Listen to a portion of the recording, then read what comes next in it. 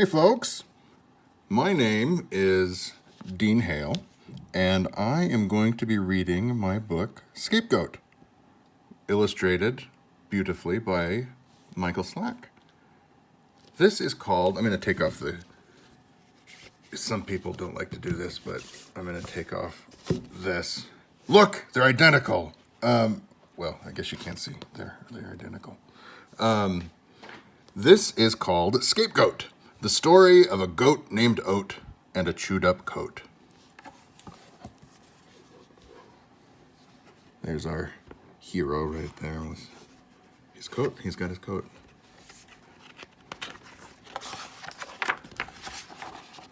Title page, Dean Hale, Michael Slack. You can tell this kid might be a little bit naughty.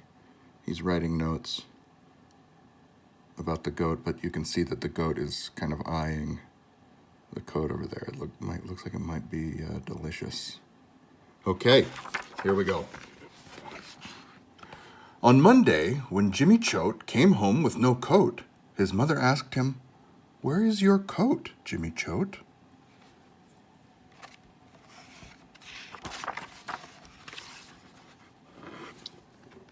The family's spare goat, Patsy Petunia Oat, raised her head, coughed, and said, "He left it in the park." But Mrs. Choat did not speak the language of goats and listened to her son Jimmy instead, who said, "My coat? It was eaten by Petunia Oat." A little preview there. On Tuesday, Pa Choat wanted to watch The Love Boat and asked Jimmy Choat, "Where is the TV remote?" The pet goat, Patsy P. Oat, raised her head and said, "Jimmy threw it away." But Papa Choat, like Mama Choat, could not speak goat and listened to his son Jimmy instead, who said, "The remote? It was eaten by Patsy the goat."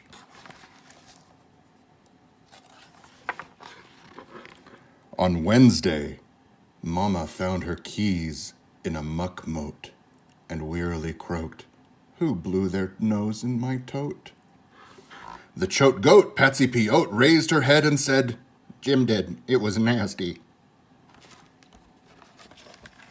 That's pretty gross. But, as you know, the mother Choat did not speak goat, so listened to her son Jimmy instead, who said, "You know that goat, Mrs. Oat, she sneezed in your tote." On Thursday, Jimmy was sick, all day passing gas from a bad piece of bass that he ate the night past. The goat was outside, chewing the grass with some sass.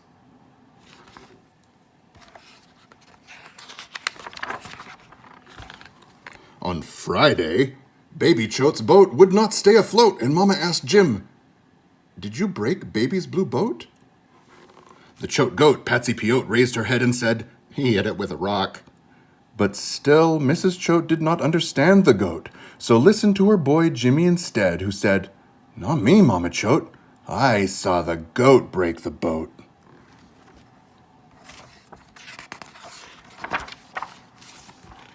On Saturday, the Choat's next-door neighbor Bert Sproat found the goat Patsy Oat with a poorly shaved throat.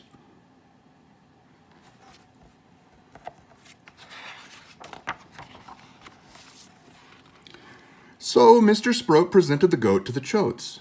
"Might this be your goat?" asked the good citizen Sproat.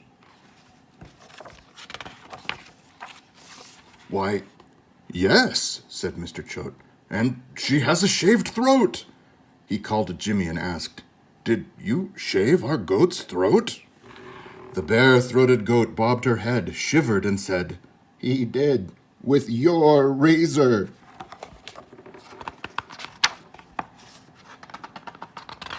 That is a naughty boy. By now, we all know Mr. Choat could not speak goat, and of course listened to Jimmy instead, who said, "Nope, that silly old goat must have shaved her own throat."